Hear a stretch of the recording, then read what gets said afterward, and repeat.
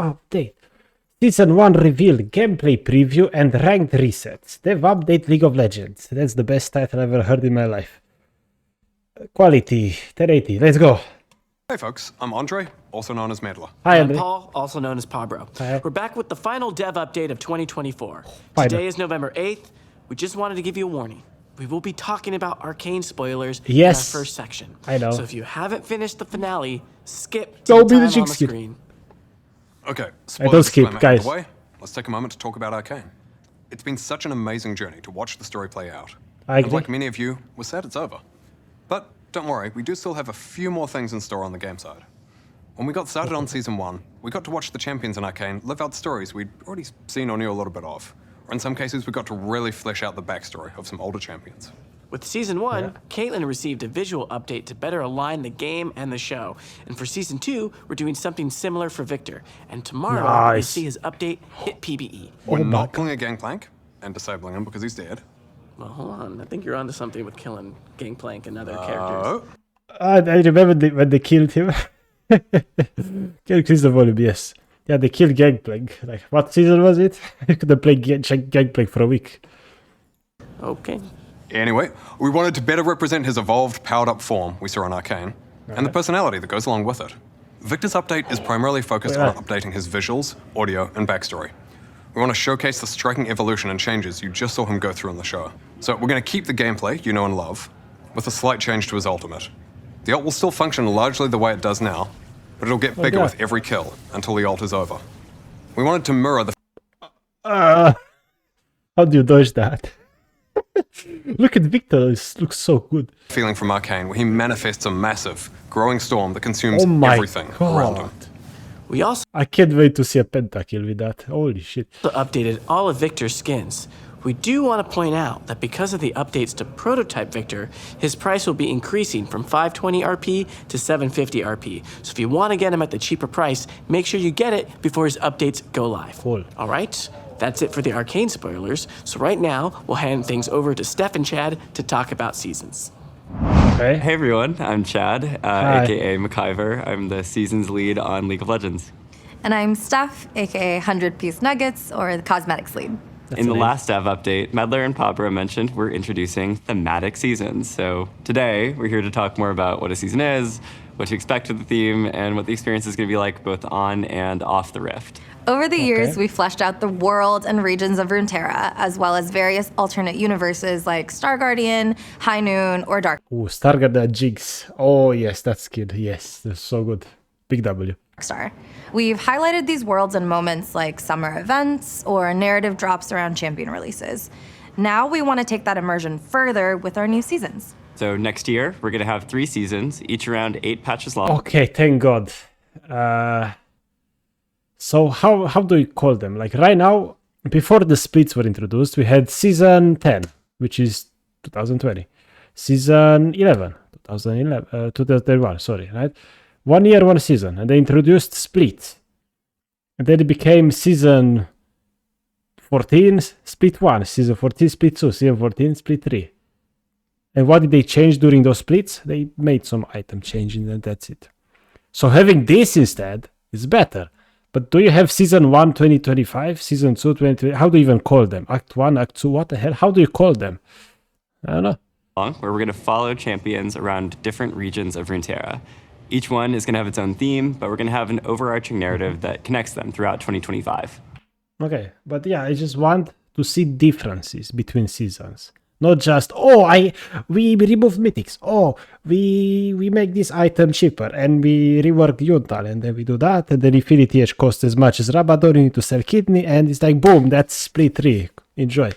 Right? Hey. And each season's theme will be the anchor for most of the content going into the game as well. In the past, we've had these big releases like Swarm or Spirit of Hearthhome. They're super memorable and fun, but they're also not connected to a larger integrated moment. True. And in seasons, we want everything to connect together. That's that cool. means things like gameplay updates, modes, mini games, and champions will mainly have a strong tie to the season's theme. Nice. We'll have a bunch of skins that celebrate that seasonal theme, but we'll also continue to invest in a wide variety of skin lines that are unrelated to the season as well. So expect to see cosmetics celebrating Lunar Revel, or things course. like bees. The Chinese New Year sells well because a lot of League players are Chinese, so it makes sense. Yep. Ultimately, our goal is to immerse you in the parts of the world that we're visiting from the moment you open the client to the moment you see the victory screen and everything in between. So enough to AKA all the inters and toxic players and all that good stuff and people that press FF. I hate those guys. tiptoeing around it. We know that you want to know what season 1 is. So for our first ever season, we are headed to the land of strength and domination, Noxus. Okay, so we do a whole region for a season? Season 1, Noxus? Huh? Oh my god. Hey everyone, I'm Riot Froxon, lead gameplay designer for League. And I'm Riot Oberon, project lead of the Summoner's Rift team. Next year, when you step onto the Rift, it'll look a little bit different than you're used to. We want They changed the map? Please tell me they changed the map. I'm shaking. seasons to be a way you can immerse yourself in League, especially once you load onto the Rift. So we have a preview of some of the updates you can expect in Season 1 of 2025. Show me. We're headed to everyone's favorite region Sure, of keep fierce fighters, cloak and dagger magic, and strength, above all. Prepare to be... decimated! Oh my god, the map! Beyond the Noxian invasion of the map, we've also made some gameplay improvements and changes for next year. What is that above the word? First, it wouldn't be a new season without an overhaul to the item system.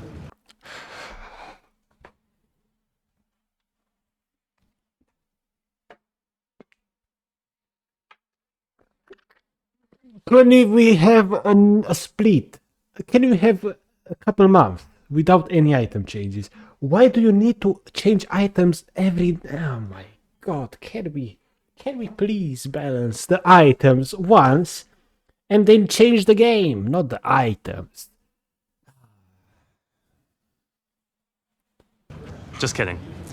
But there Just kidding? Oh, thank god. Oh my god, they got me. Oh, they got me. Oh, don't do me. No, don't do me like that, please. Next time, don't do it. Oh my god. Oh no.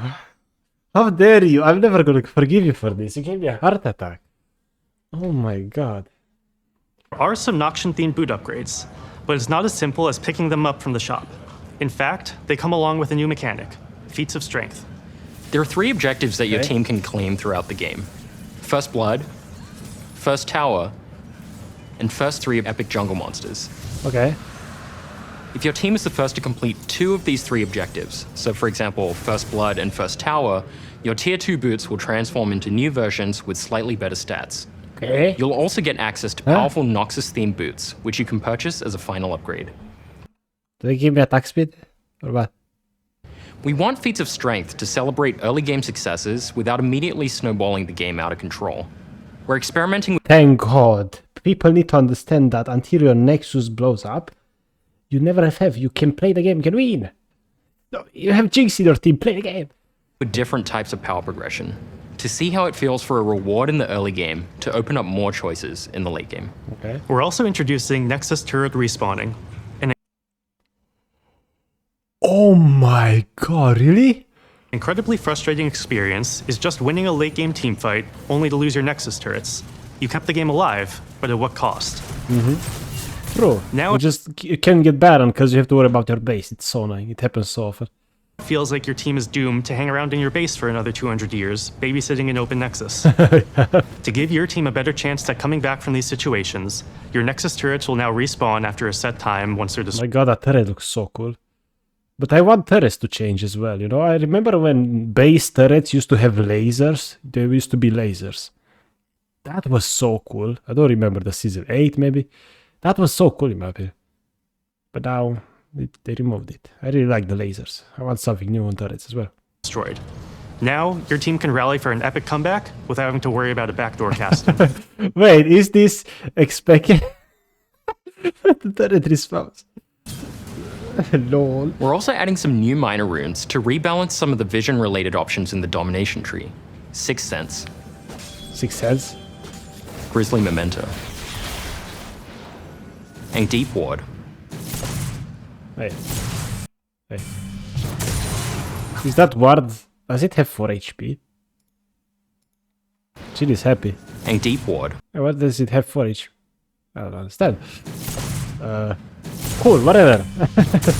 Anyway, moving on. Who cares about what? Oh, As well as a new addition to the sorcery tree called Axiom Arcanist, which makes ultimates more powerful. We Jinx also from couldn't Arcane. resist changing items just a little bit. So we're adding some small scope adjustments to tank items and adding a new item called Bloodletter's Curse. Well, let me guess. It reduces crit damage. Yes, as if you didn't have enough ways to deal with ADCs. new-ish. It'll look familiar if you've spent time in Arena. But if you haven't, Bloodletter's Curse reduces the target's magic resistance from repeated spell hits, which is whatever. sort of like an AP version of Black Cleaver. Sure. Finally, let's dig into the biggest update of the season, Adakon, Bringer of Ruin. The new epic jungle monster is drawn to death and destruction. He will Please be bot lane. No, raise it top. Be bot lane, please. spawn only once at 20 minutes on either the top or bottom side of the map. Okay.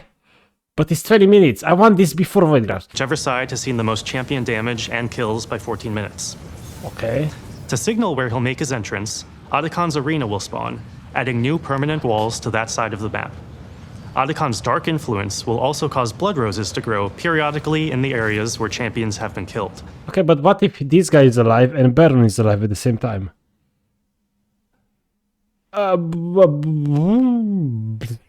What? More death means more roses. Oh, he's absorbing them.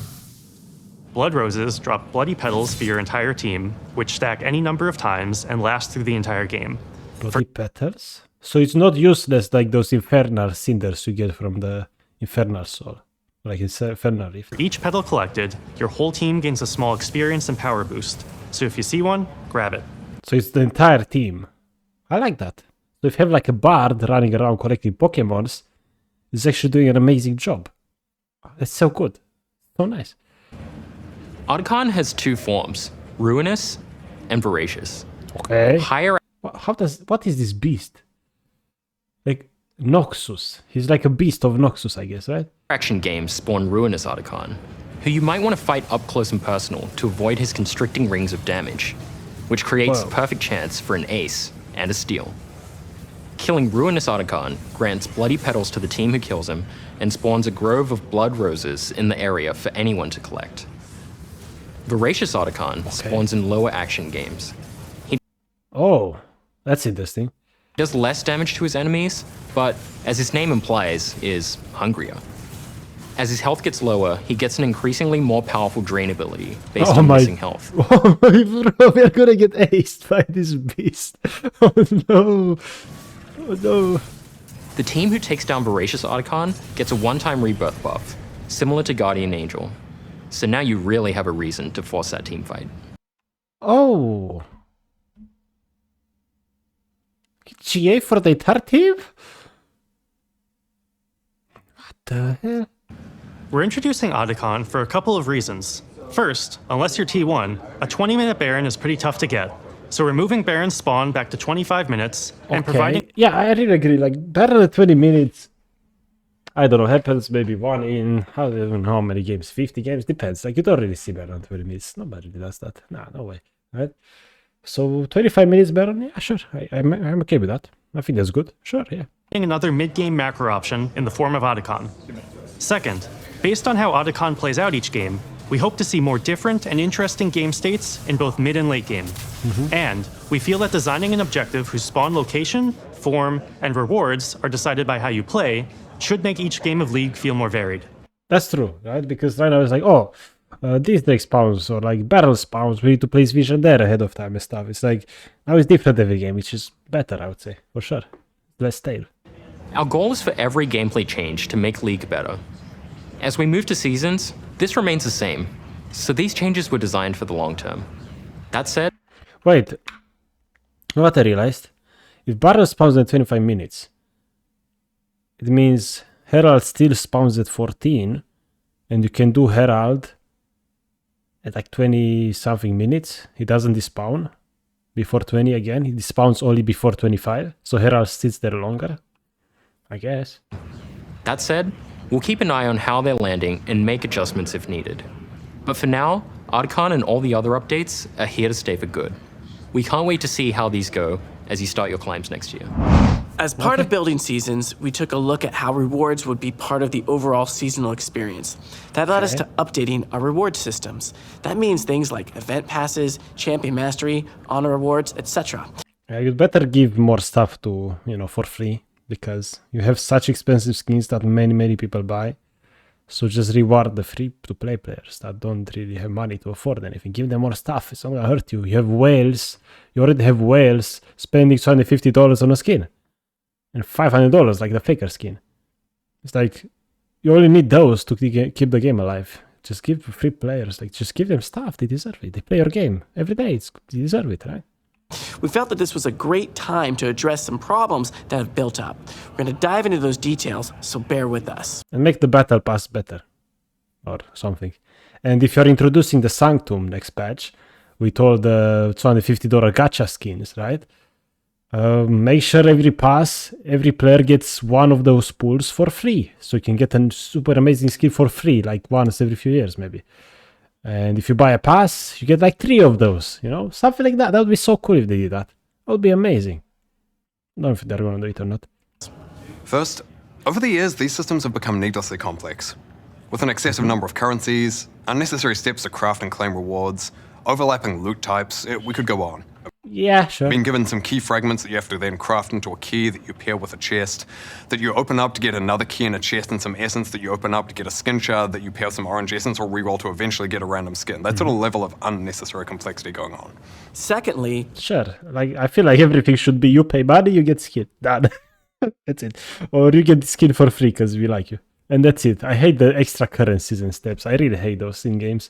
They just make you not realize how much you're spending, for example, right? It's a different currency, you don't see it. Those systems are all scattered throughout the client. What you can earn, how and where you track it, etc. sucks. And third, events and the rewards being only sometimes available make some moments less rewarding to play League. So? Yeah, like when there's like a big update coming up and then you have like 2 or 3 weeks where it's like nothing, no event, nothing, there's nothing, the meta is annoying, no changes, nothing. Just don't want to play the game, just play something else, right? Here are some of the changes we're making. There will always be a battle pass active, with both a free... That's good. That's okay. I like that. At least, you have something there, and a paid track, with the price the same as an event pass today. But I feel like free players don't get anything, they keep grinding. Right? If you buy the pass, you get tokens. The more you play, the more tokens you get. But if you don't buy the pass, you get like 400 or 300, I think, for free every time. And then it doesn't matter if you play. You have no reason to play anymore. So they should give something to people that don't pay any money if they keep playing the game. You should be rewarded, not just experience to level up, right? You'll get pass rewards through the tracks, meaning we're removing the event tokens and shop. There will be 2 Interesting. passes per season, with them tying into each season's thematic. That means most of the rewards will reflect what's going on in and around the game and fewer random rewards. We'll have the same number of passes per year at 6, with a longer average duration per pass. I think that's good. That's a good change. I like that. We're also moving most of our scattered reward systems to the free track of those battle passes. So, most rewards will now be in one place, with systems like Honor and Champion Mastery feeding into the pass. For example, having a high Honor level will give bonus to pass experience earned. Maybe like 4 million points on Jinx. Yes! You can earn 12 skins per year with the free pass. 12 skins per year, free. Huh. Just from the pass, without Hextech, you mean? Half of these skins will be themed to the season you unlock them in. That's We'll good. also be simplifying the loot and crafting system. Orbs will always be available, so Masterwork chests, for example, will get phased out since they serve such a similar purpose. Masterworks and orbs, I agree with that. Yes. And I think they're getting rid of those capsules, with the new skins that are just chromas, right? Overall, we want the pass to be the core vessel for how you track and earn rewards. If you Sure. choose to buy the paid version, we also want it to be very clear what you're getting and how to make the most of it. Yeah. Hopefully they don't make it more expensive. Please, Riot. Now, these elements have a ton of moving parts to them. There's a lot more details than what we've talked about just here. We'll cover that all in the dev blog that's out right now. Okay. Switching gears a bit, I want to talk about another change for next year that isn't quite tied to seasons, Okay. but instead by feedback from all of you. Ranked resets. These have been a topic of a lot of conversation in recent years.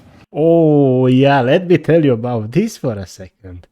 Oh, the rank resets is such a controversial topic, especially this split, because right now they made it way harder to reach the past rank you are in. So now everybody's so sad because they can't reach their peak and they don't want to play anymore, and it's ruining the game.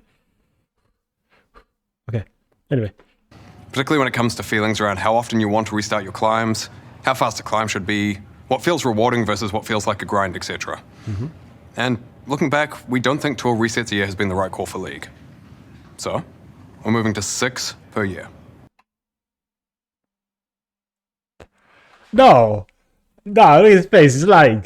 No, he's kidding again. No, I'm not gonna fall for it this time. You got me the first time with the item changes.